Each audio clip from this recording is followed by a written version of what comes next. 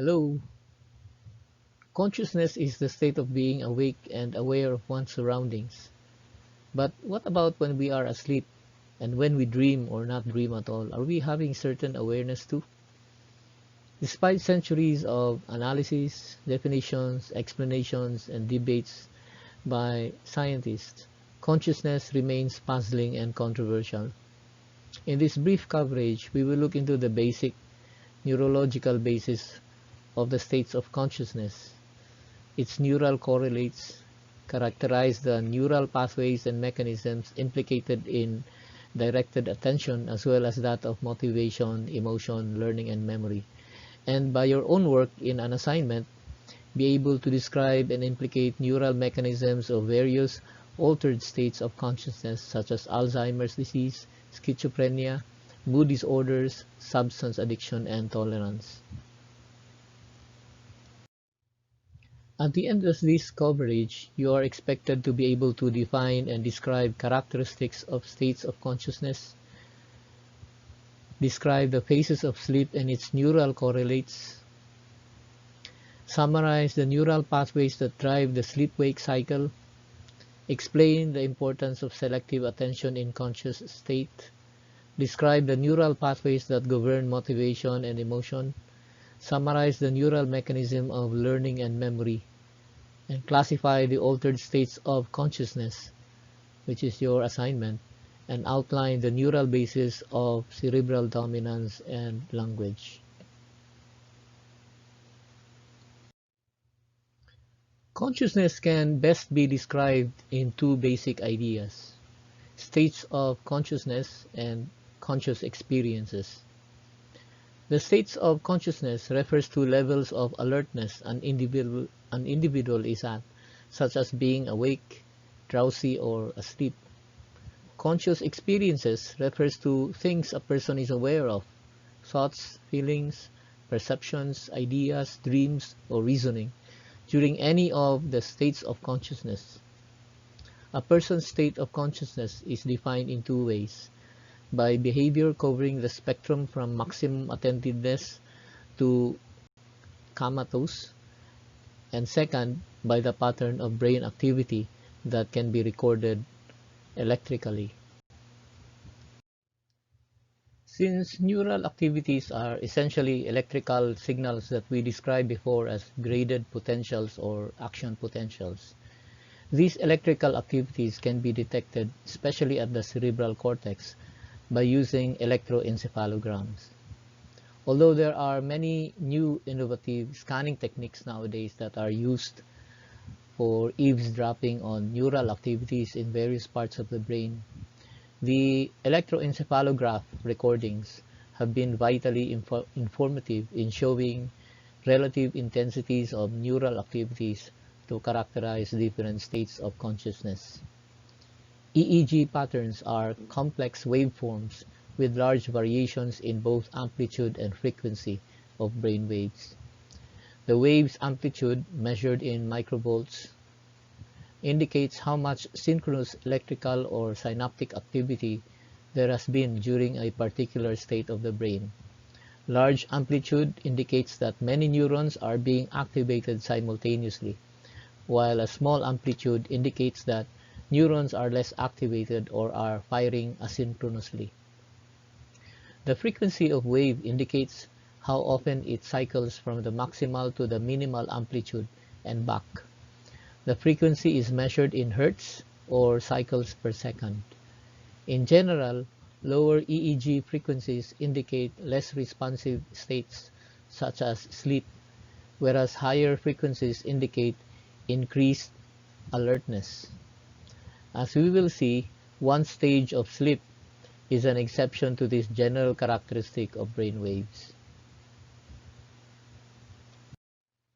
The states of consciousness of a normal person usually cycles between wakeful state and sleep, which shows certain characteristic EEG brainwave patterns. In a wakeful state, there are three kinds of brainwaves that have been recorded: the 8 to 12 Hz alpha rhythm, which is the most prominent EEG wave pattern of an awake, relaxed person whose eyes are closed. There's also the smaller amplitude, higher frequency, greater than 12 Hz oscillation, the beta rhythm, which appears when a person is focused on something. Recently, a third brainwave, which is not shown here, has been discovered, the gamma rhythm. These are the highest frequency oscillations in a awake person, about 30 to 100 Hz, that spreads across large regions of the cortex, which in some cases seem to emanate from the thalamus, and it represents simultaneous processing of information from different brain areas. In sleep, the EEG brainwave pattern changes. Normally, sleep occurs in a cycle between a phase called non-rapid eye movement and a rapid eye movement phase. So in sleep, the person cycles between these two phases, non-REM phase and REM phase. When a person becomes increasingly drowsy, the person enters into a non-REM phase wherein the alpha waves decrease in amplitude and frequency.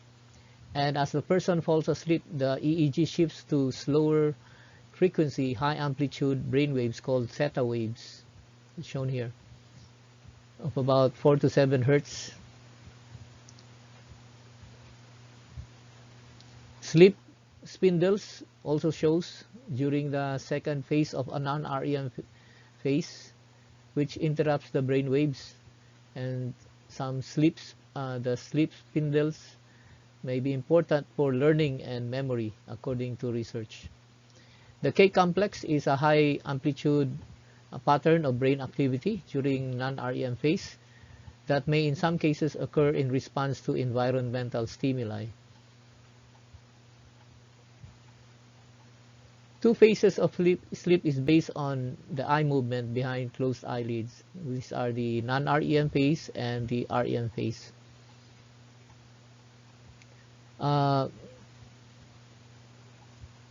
During the REM phase,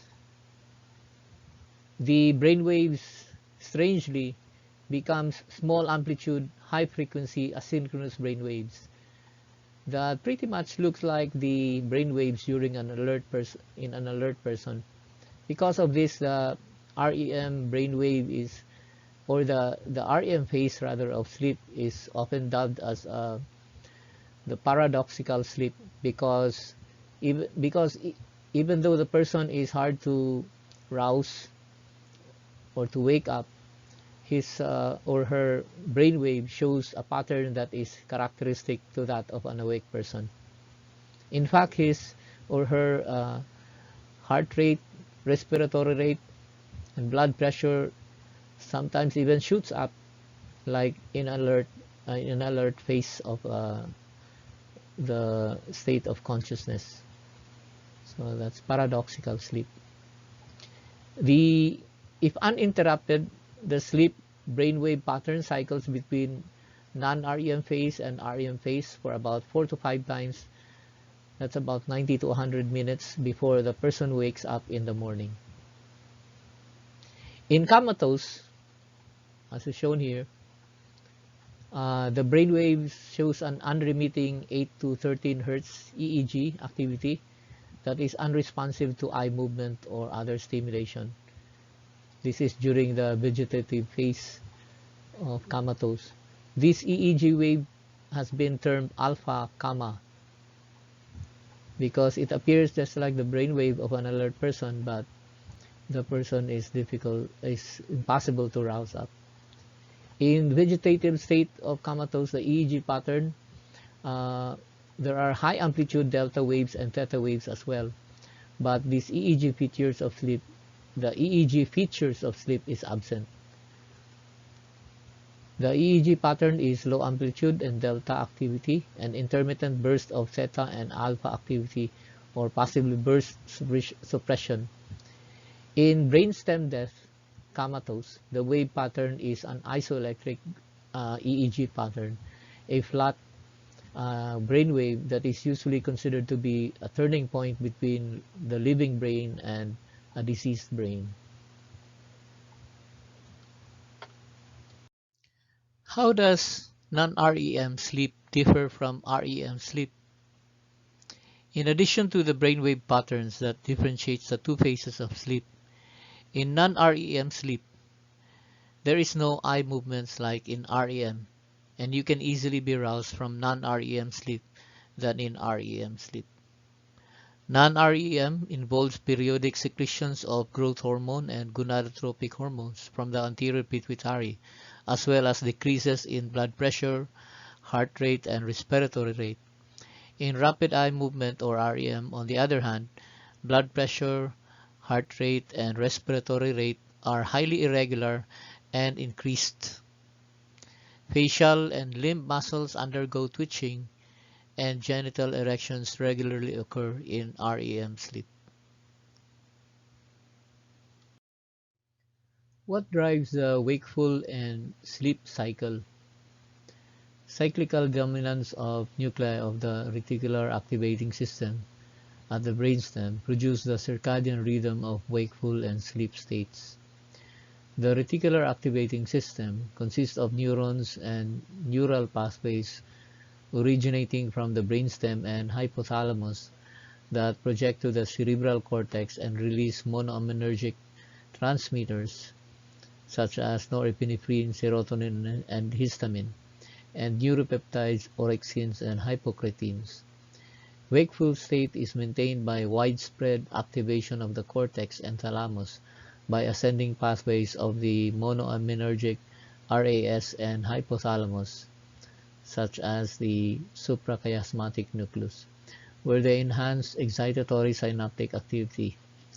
The drowsiness that occurs in people using certain antihistamines may be a result of blocking the histaminergic inputs of this system. Acetylcholinergic neurons in the pons and basal forebrain also facilitate cerebral cortex activation and inhibit the sleep center in the hypothalamus. Sleep, on the other hand, is characterized by markedly different pattern of neuronal activity and neurotransmitter release. The waking state and REM sleep are at the opposite ends of the spectrum of activity between aminergic and cholinergic neurons. The sleep center, which is located in the hypothalamus, is a group of neurons in the ventrolateral nucleus of the hypothalamus that project to the brainstem and hypothalamus and release gamma-aminobutyric acid, an inhibitory peptide inhibiting orexin and monoaminergic releasing regions of the brain that promotes sleep.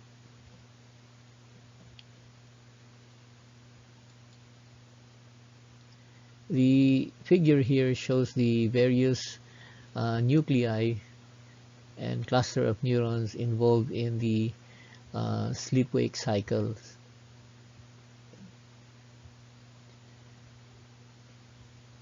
And here you have a figure or a diagram showing the opposing activities of the nuclei involved in the wakeful state, especially suprachiasmatic nucleus of the hypothalamus and limbic system activity, plus the negative energy balance that activates the orexin neurons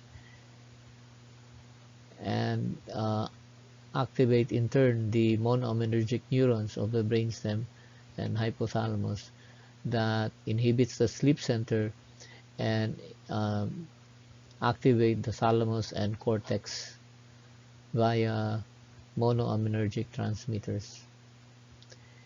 In the sleep activity phase, on the other hand, the adenosine and other homeostatic regulators inhibit the orexin neurons that decrease their stimulation to the monoaminergic neurons.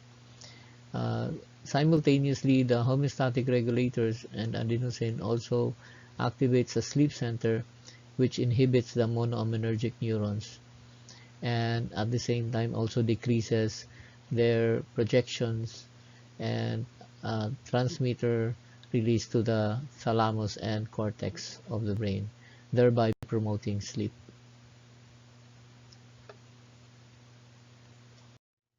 Comatose describes an extreme decrease in mental function due to structural, physiological, or metabolic damage to the brain. Comatose patients cannot be roused or awakened no matter how strong the stimulation. There is no outward manifestation of any mental function. The eyes are usually closed and sleep-wake cycles disappear. Comas may be reversible or irreversible, depending on the type, location, and severity of brain damage.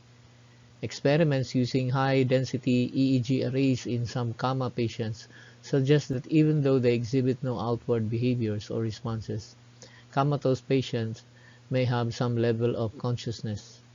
Hence, it might be advisable to talk to the coma patient in spite of the absence of responsiveness. The causes of comatose includes a variety of reasons, such as cerebral cortex damage or damage to the brainstem arousal mechanisms, interruptions to cortical brainstem connections, metabolic dysfunctions, brain infections, or overdose of certain drugs. So we are left then, how do we know when a patient is actually declared? When can a comatose person correctly be declared as dead? I would like you to find this out in the textbook and write about this in as an assignment.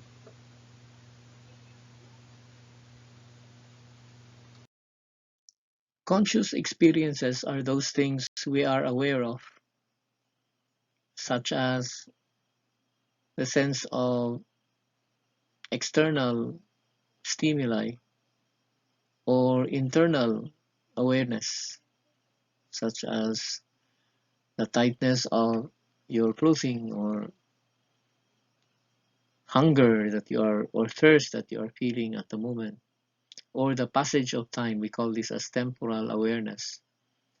And then, of course, most importantly, your awareness about yourself or self-awareness. What is also very noticeable or uh, important about conscious experience is that you're always directing your attention onto something that is important or meaningful. We call this as selective attention. And when you are doing so, you're focusing on something that's important in selective attention. You are also avoiding distractions or stimuli that are not relevant while you are focusing on something important to you, such as when you are talking to a friend in a very loud bar.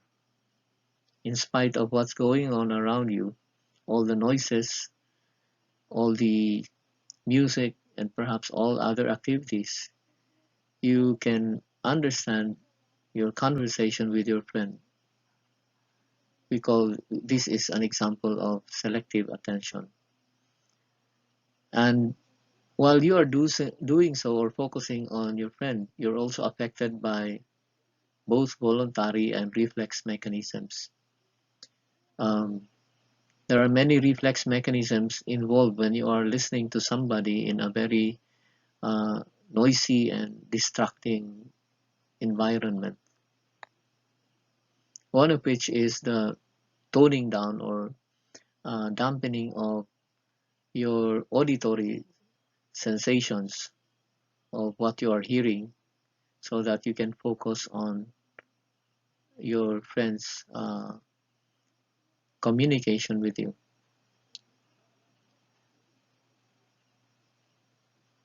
Um, Selective attention also involves pre-attentive processing and orienting response. EEG records and other visualizing or imaging techniques have shown that you become or neural activation usually happens in your brain prior to orienting towards a relevant stimulus. Pre-attentive processing is defined as the subconscious accumulation of sensory information that occurs before the conscious mind starts to pay attention to something that is relevant or important momentarily. So there are processes that are very fast, that uh, activation of neurons in your brain, especially the cerebral cortex and brainstem, that happens even before you are aware of what you are focusing on. So this is pre-attentive processing and orienting. Um, Another phenomenon that is associated with selective attention is habituation. That is when you lose your attention or response to irrelevant stimuli after repeatedly being exposed to these irrelevant stimuli in time. We call this as habituation.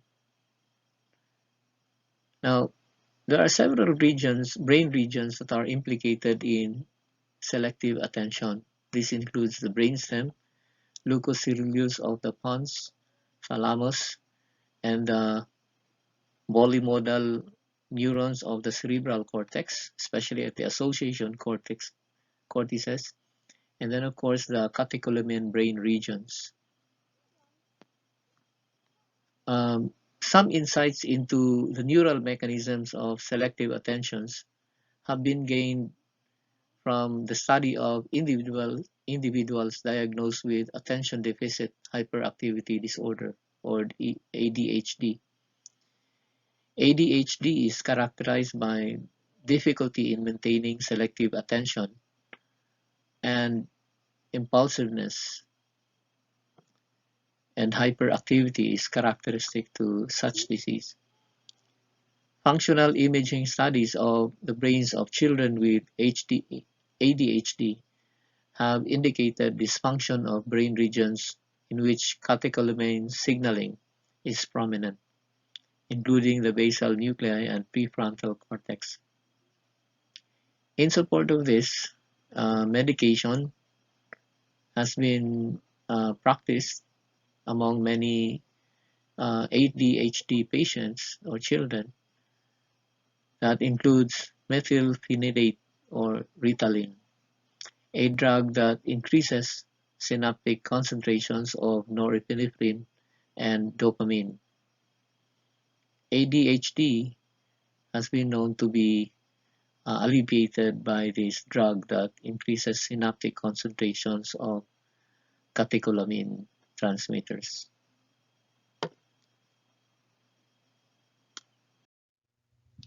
Motivation is responsible for establishing the reasons for acting or behaving in a particular way. It is also responsible for goal-directed behavior that involves hormonal, autonomic, and behavioral responses. There are two basic types of motivations: the primary motivated behavior and secondary motivated behavior. In primary motivation, this involves the innate biological needs directly related to homeostasis. Examples of this are thirst, hunger, avoidance of pain, sex, fear, and aggression. These are primary motivated behaviors that are of prime importance to the survival of the body. Then you have secondary motivated behavior. These are behaviors not necessarily related to survival, such as the need for achievement, the need for power, or the desire for wealth and passion. These are secondary motivations. Now, there are several brain structures that are implicated in motivation. These are mostly parts of the brainstem and the limbic system and the cortex, especially the prefrontal cortex. And this forms the so-called mesolimbic mesocortical dopamine pathways, because most of these neurons involved here secrete dopamine.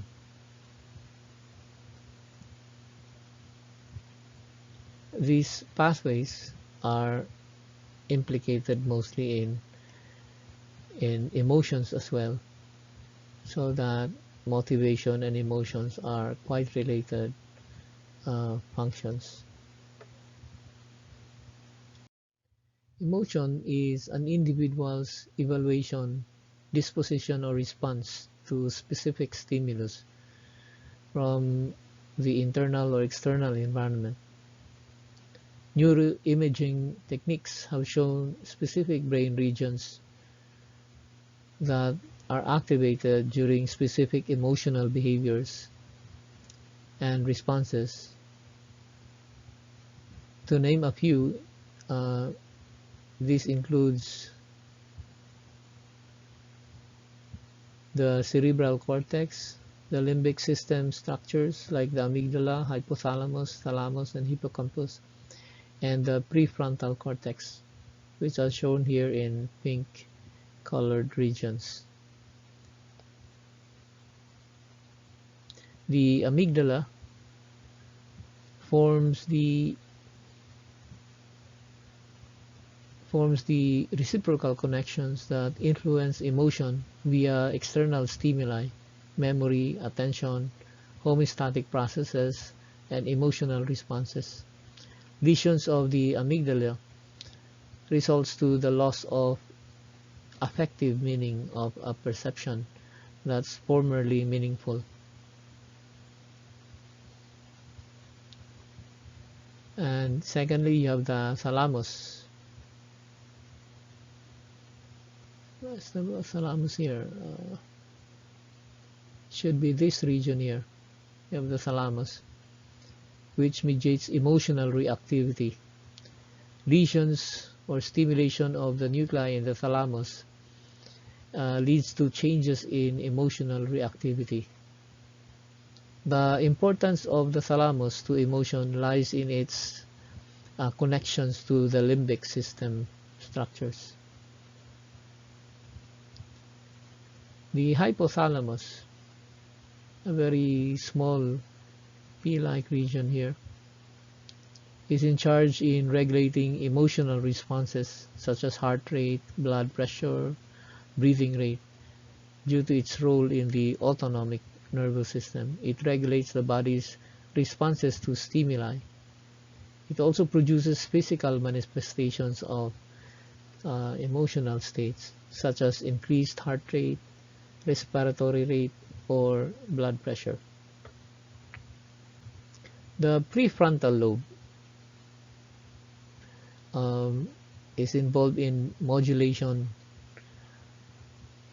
and understanding or inhibition of emotional behaviors.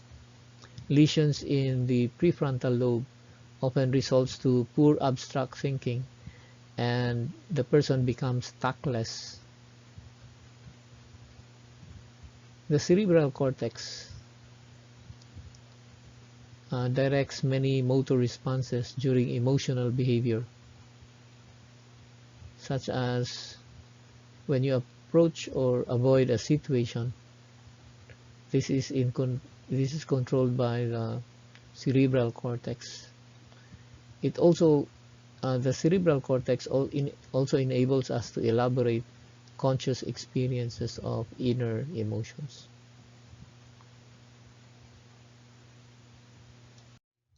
Learning refers to the acquisition and storage of information or the establishment of skill due to experience.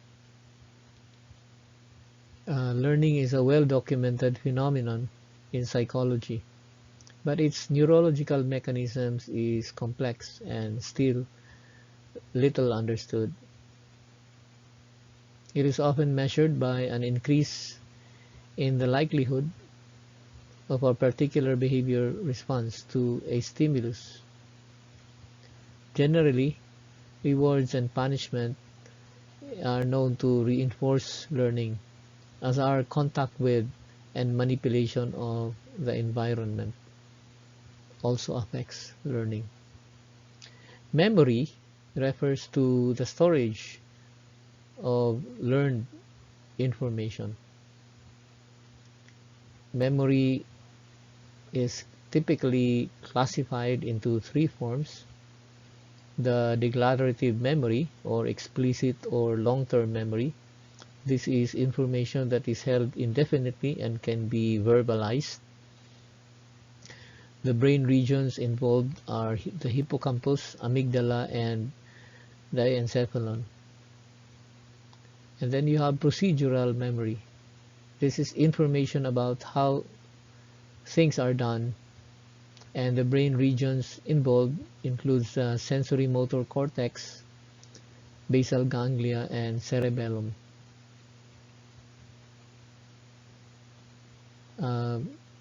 Procedural memory may be exemplified by riding a bike or typing on a computer, by which you can type and key out the letters of words even without seeing the keys themselves. These are procedural memories. These are memories about things that you can do or execute. And the last type of memory is the working memory, or short-term memory.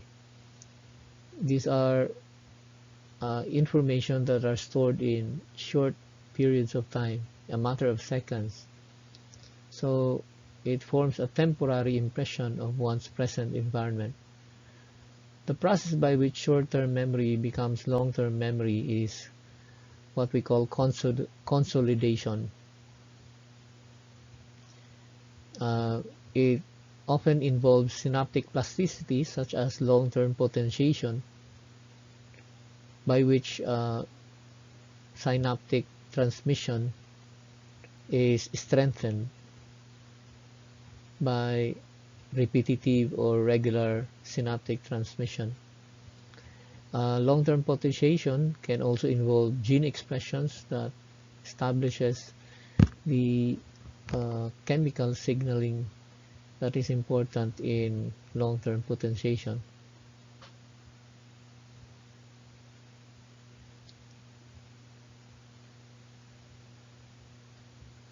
Synaptic plasticity, such as long-term potentiation or long-term depression, remains the prevailing cellular model for learning and memory. While many presume that these processes are engaged by learning and mediate lasting changes in behavior, this link has yet to be conclusively demonstrated in vivo, or in the body. Cerebral dominance occurs when one hemisphere is dominant over the other and will exercise greater influence over certain functions. The left cerebral hemisphere is usually dominant in the control of speech, language, analytic processing, and mathematics, whereas the right hemisphere, which is usually non-dominant, processes spatial concepts and language related to certain types of visual images. Handedness, whether right-handed or left-handed, is considered a general example of cerebral dominance. Usually, right-handed people have their left cerebral hemispheres as dominant. The two cerebral hemispheres appear to be nearly symmetrical, but they actually show functional specializations. This is called lateralization of brain functions. The lateralization of brain function is the tendency of some neural functions or cognitive processes to be specialized on one side of the brain than the other. The best example of an established lateralization is that of the Broca's and Wernicke's area, which are language areas, where both are often found exclusively on the left hemisphere. Each cerebral hemisphere in the brain tends to represent one side of the body. In the cerebellum, for example, each side of the cerebellum represents the same side of the body. This is called ipsilateral representation. But in the forebrain, the opposite side of the body is represented by at the forebrain. This is called contralateral side. The left side of the body, for example, is controlled and represented by the right cerebral forebrain, whereas the right side of the body is represented and controlled by the left forebrain. And so this is called contralateral representation. As for your assignment, in one short whole band-sized PDF copy, describe the symptoms of disorders or psychiatric illnesses such as Urbach-Wies disease, schizophrenia, depression and bipolar disorders, and substance use disorder. And name also the neural mechanisms and transmitters released in these aforementioned disorders or diseases. Thank you very much.